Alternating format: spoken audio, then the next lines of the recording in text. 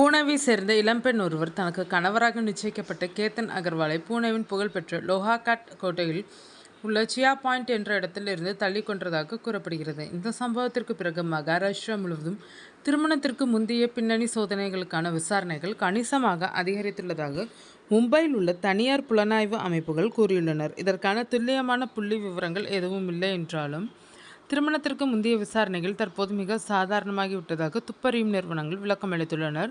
திருமணத்தை பெண் அல்லது மாப்பிள்ளை பார்க்கும்போது அவர்களது பின்னணியை விசாரிக்காமல் திருமணம் செய்வது முன்பு சாதாரணமாக இருந்தது. ஆனால் அதனால் பின்விளைவுகள் பெரிய அளவில் இருந்தது. சரியாக விசாரிக்காமல் திருமணம் செய்பவர்கள் வாழ்க்கை மோசமான நிலைக்கு போகிறது. காலத்திற்கும் வருந்தும் நிலை ஏற்படுகிறது. எனவே இப்போதெல்லாம் குடும்பங்கள் திருமணத்திற்கு முன்பு அவர்களது உறவினர்களை சந்திப்பது, வேலை விவரம் கேட்பது மற்றும் ஜாதகம் பார்ப்பதோடு மட்டும் திருப்தி அடைவதில்லை, உண்மைகளையும் சரிபார்க்க விரும்புகிறார்கள். இணைய குற்றங்கள் மற்றும் சொத்து பிரச்சனைகள் அதிகம் உள்ள மும்பையில் கூட இந்த திருமண பின்னணி சோதனைகளை துப்பறியும் நிறுவனங்களின் முக்கிய வருவாய் ஆதாரமாக உள்ளனர். பூனேவின் லோஹாகாட் சம்பவத்திற்கு பிறகு திருமணத்திற்கு முந்தைய பின்னணி சோதனைகளுக்கான கோரிக்கைகள் தொடர்ந்து அதிகரித்துள்ளது. மணமகனோ அல்லது மணமகளோ மறைக்கப்பட்ட பழைய காதல் தொடர்புகளை வைத்திருக்கிறார்களா என்பதை தெரிந்து கொள்ள குடும்பத்தினர் விரும்புகிறார்கள் என்று மும்பையை சேர்ந்த ஒரு துப்பறியும் ஏஜென்சி ஊழியர் தெரிவித்துள்ளார். நிச்சயிக்கப்பட்ட மணமகள் தன் பழைய கல்லூரி நண்பருடன் இப்போதும் நட்பாக இருப்பதை அறிந்த குடும்பத்தினர் அது சாதாரண நட்புதான் என்று அந்த பெண் விளக்கியும் திருமணத்தை நிறுத்திவிட்டார்கள். குஜராத்தை சேர்ந்த ஒரு குடும்பம் மணமகன் தன் பெண் சக ஊழியருடன் தினமும் ஒரே காரில் வேலைக்கு சென்று வந்ததை கண்டு வேறு எந்த தவறான உறவும் இல்லை என்ற போதிலும் திருமண பேச்சு ரத்து செய்யப்பட்டிருக்கிறது.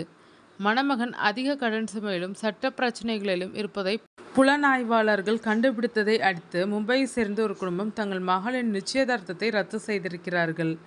மணமகளின் கல்வி தகுதி மற்றும் வேலை அனுபவத்தில் முரண்பாடுகள் இருந்ததால் மணமகன் வீட்டார் பின்வாங்கியிருக்கிறார்கள்.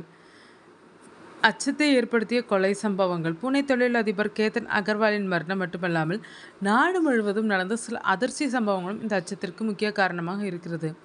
இந்தூரை சேர்ந்த தொழிலதிபர் ராஜா ரகுவன்ஷி மேகாலயாவில் தனது தேனிலவின் போது 2025ஆம் ஆண்டு கொல்லப்பட்டிருக்கிறார். இதில் அவரது மனைவி சோனம் ரகுவன்ஷியை கூலிப்படையை ஏவி கொன்றதாக காவல்துறை குற்றம் சாட்டியுள்ளது.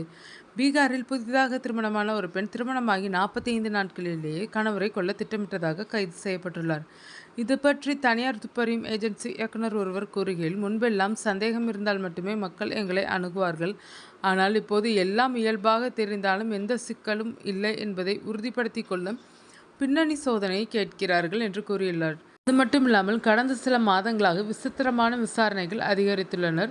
வழக்கமான வேலை, சம்பளம், குற்றப்பின்னணி, பொருளாதார நிலை ஆகியவற்றை தாண்டி சில குடும்பங்கள் தொலைபேசி அழைப்பு விவரங்கள், தனிப்பட்ட செய்திகள் அல்லது மின்னஞ்சல்களை கேட்கிறார்கள். ஆனால் இவற்றை சேகரிப்பது சட்டப்படி குற்றம் என்றார்.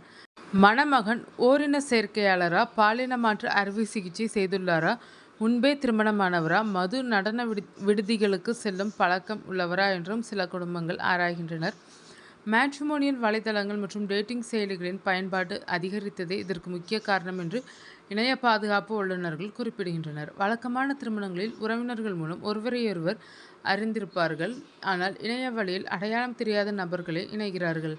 ஆனால் ஆவணங்களை சரிபார்ப்பது, சட்டப்பூர்வமாக விசாரிப்பது மற்றும் ஒப்புதலுடன் கூடிய சரிபார்ப்பு மட்டுமே சட்டப்படி செல்லுபடியாகும் என சட்ட நிபுணர்கள் கூறுகிறார்கள்.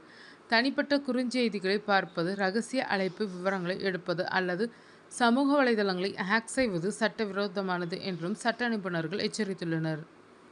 ஓய்வு பெற்ற IPS அதிகாரியும் வழக்கறிஞருமான YB சிங் கூறுகையில், ஒருவரை பற்றிய பொதுவான பின்னணி சோதனையை ரகசியமாக செய்வதில் குற்றமில்லை. ஆனால் ஒருவரை தொடர்ந்து பின்தொடர்வது அல்லது நோட்டமிடுவது 1932ஆம் ஆண்டின் குற்றவியல் சட்ட திருத்த பிரிவு 7 கீழ் தண்டனைக்குரிய குற்றம் என்று எச்சரித்துள்ளார்.